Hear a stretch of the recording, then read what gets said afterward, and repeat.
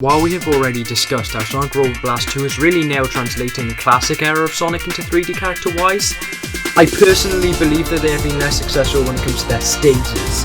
I personally believe that Sonic Team Junior has had a much more mixed success level-wise, while based off the classic levels, I personally believe they lack the detail and charm of their 2D predecessors. However, there are still some diamonds in the rough, so today we'll be ranking the SRB2 zones from worst to best. Keep in mind that these are all my opinion, and that we will only be counting zones you go through during the game story mode. Enjoy. Who the hell thought that this level was fun enough to be put in the game in its current state?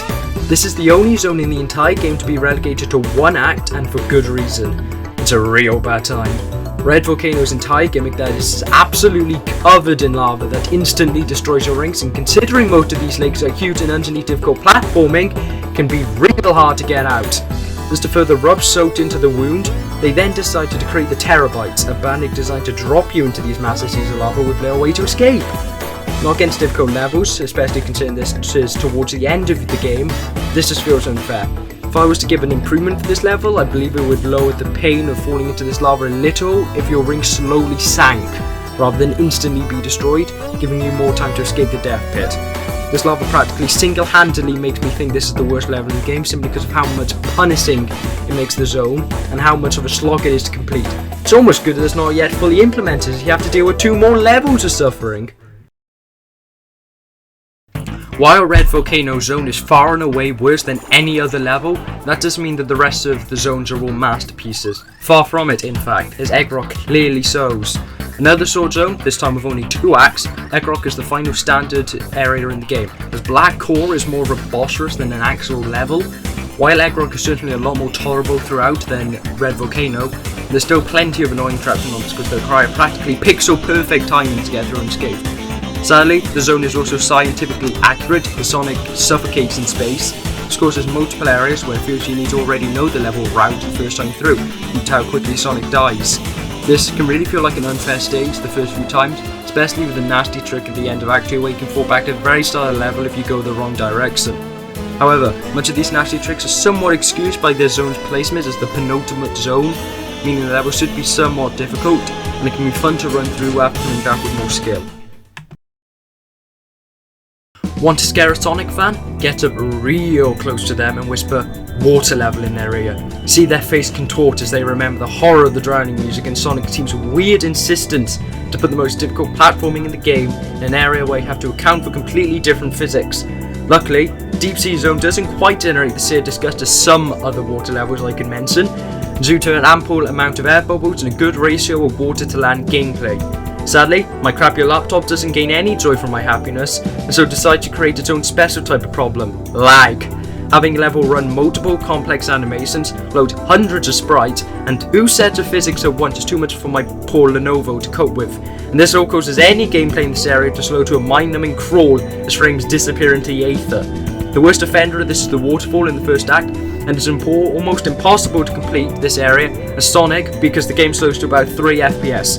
This isn't the only problem, as the damn discount crab meats are never pleasant to meet in a dark corridor because their singular goal in life is to suck a punch of joy and excitement out of the soul of small children. The zone does have some nice relaxing vibes though. This is probably the tipping point in this list where I would actively go back to play these remaining levels of my own free will. Arid Canyon definitely only just scrapes by, as it still has plenty of problems, first and foremost among these being those damn ropes at the end of Act 1. It's a miserable experience to nearly reach the end of the level, only to be screwed over by the wonky momentum of jumping off one of these things. More often than not, jumping off one into the other will simply cause you to fly right over and into the endless abyss below. Combine that with trial and error minecarts in Act 2, and an inconsistent boss in terms of difficulty, and it's honestly a surprise I enjoy the zone as much as I do. I think the prime reason for this is the atmosphere. A Looney Tunes style mesa isn't really something an official Sonic game has really done. The polygonal art style, thanks to the game's doom ends and bass, really creates a unique feel that isn't really seen anywhere else in the game. Combine that with some great music and imaginative bandits, and I think this is the first truly good level on this list. The final act of the game, and the level I have changed my opinion on the most. I remember despising the zone when I first played it. The Metal Sonic race killed me about 50 to 60 times before I beat it. I was this close to giving up like I did with Sonic 2. But I persevered, and I now think this is a great ending to the game. Metal takes up 2 of the 3 acts, first with an intense race before the route you're on runs out of oxygen, before a fight on the elevator to the Chaos Emeralds. Probably the most unique boss fight in the game, as it's the only one where the enemy actively tries to get away from you between their attack patterns, and really does test you to the limit. Finally, you go to collect the Chaos Emeralds that Eggman has handily put within easy reach of blue hedgehogs, before the floor gives way for an arena against Black Eggman. A nice reference to the Sonic OVA, Black Eggman is honestly easier than the fight preceding it, but is still a climactic ending to the game as a whole. The first level in the game, and therefore by far the easiest, Greenflower Mountain is likely the single most iconic zone in Sonic Robo Blast 2. A great introduction to the game, showing you how to use your character's ability well in a level with a surprising amount of secrets to uncover. This fame is well deserved. However, Greenflower Mountain's greatest weakness is in its length. Act 1 can be completed in less than 30 seconds, and Act 2 isn't much longer. It means there really isn't anything here worth going back to, as the speedruns for the act are so optimised that there's no point in even trying to get a good time. Despite all of this, Greenflower Mountain is a great starting zone, even if it kinda disappears after beating it for the first time. Castle Eggman is infamously known for its boss, so let's get out of the way first. It's one of the worst bosses in a game that's filled with forgettable or annoying ones. We all know that. And this unfortunately colours people's opinion on the rest of the zone. Beyond the boss, this zone is actually great, representing a necessary, if perhaps steep, learning curve from the 3 zones before it. Castle Eggman has the perfect blend of speed, flow, and platforming. Compared to Red Volcano or Egg Rock, this zone's platforming doesn't completely kill your momentum, and is still fun when using literally anyone but Tails. There's a Dark Souls reference, for God's sake, automatically making it the most cultured of all SRB2 zones. The enemies are perfectly designed for the medieval aesthetic, while still maintaining that signature Eggman look. And the music, it's only in second place because of that boss, which honestly just goes to show how good the final zone is. Where to start?